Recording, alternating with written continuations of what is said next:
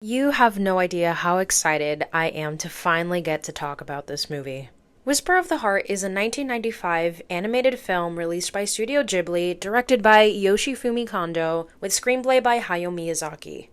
Though it was once said that Kondo was meant to be the successor of Hayao Miyazaki, unfortunately he passed away 3 years after this film had released.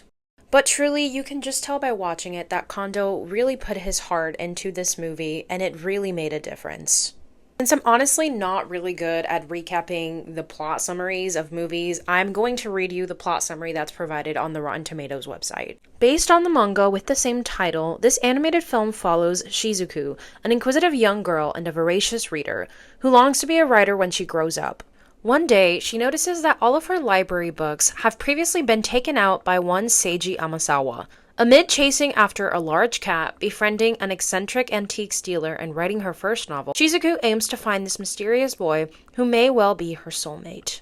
Now, to most people who haven't seen this movie, this might sound like a really cliche story about romance and coming of age that adds nothing special that we've never seen before. And while, yes, it is a coming of age story with some romance, some comedy, and, well, some drama elements here and there, as Shizuku, our protagonist, is a teenage girl going through a lot of different emotions, it still has that special Studio Ghibli touch that makes it different among other animated movies and coming of age films.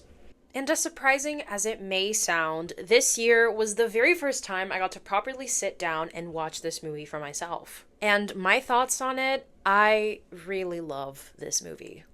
As someone for who a long time has been involved in creating art, performing, all of the things related to music and art making in general, this movie was something really special. Even as a 21-year-old watching this movie, Shizuku just feels like such a real person as we get to see the world from her eyes, and we also get to know about her insecurities, her struggles, and her very real passion for writing stories, for writing lyrics, for creating art that feels uniquely hers.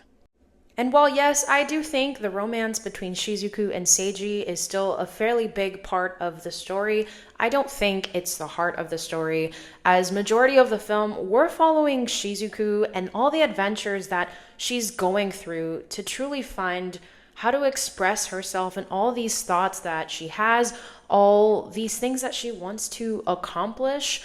And we get to see her character truly flourish throughout this movie and see her grow and see her mature into this lovely and frankly amazing and talented creator. Some may think that she goes through all of these things to kind of feel good enough for Seiji, but really she's also going through these things as a teenager that still has so much to learn about the world, about herself, and the people around her. And I think this is exactly why Studio Ghibli films are so heartwarming, so wholesome, and honestly so relatable no matter what age you are. Because we can put ourselves in the shoes of these characters and truly feel like we're understood.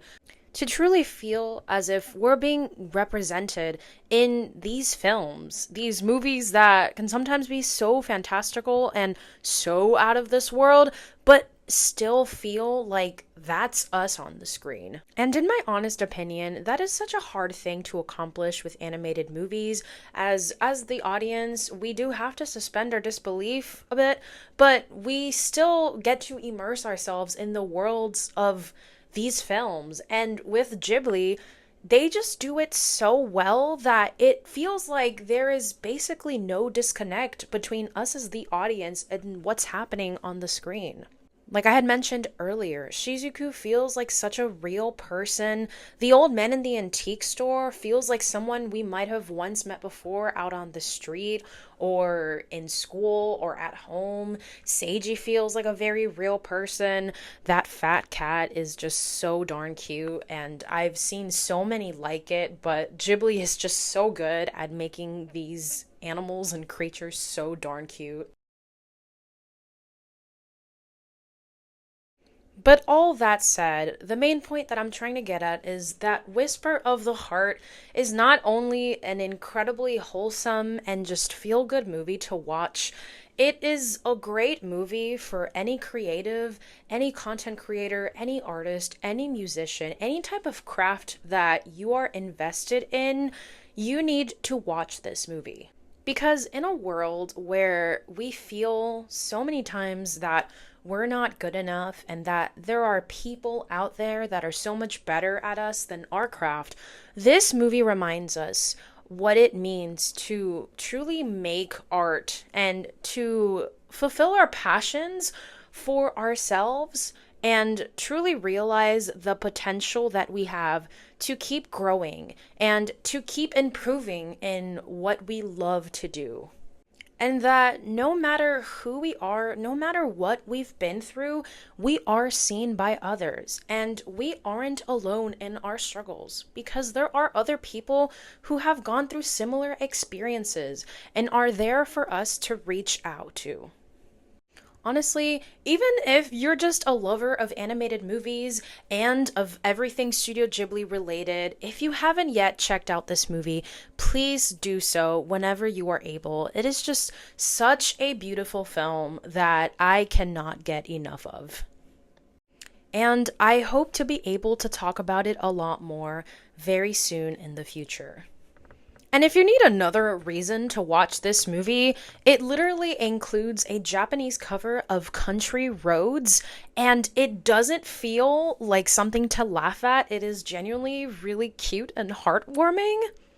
Anyway, in my opinion, that alone is enough to convince me. And one fun fact before I leave for the day, this was actually one of the very first Ghibli movies I ever saw, as last year was actually my first time checking out the studio's filmography, and man, what a beautiful journey it has been so far. I can't wait to talk about these movies more and more. And with that, it's been Dyra, the Blue Bardess, and I hope to see you all real soon. Have a great day.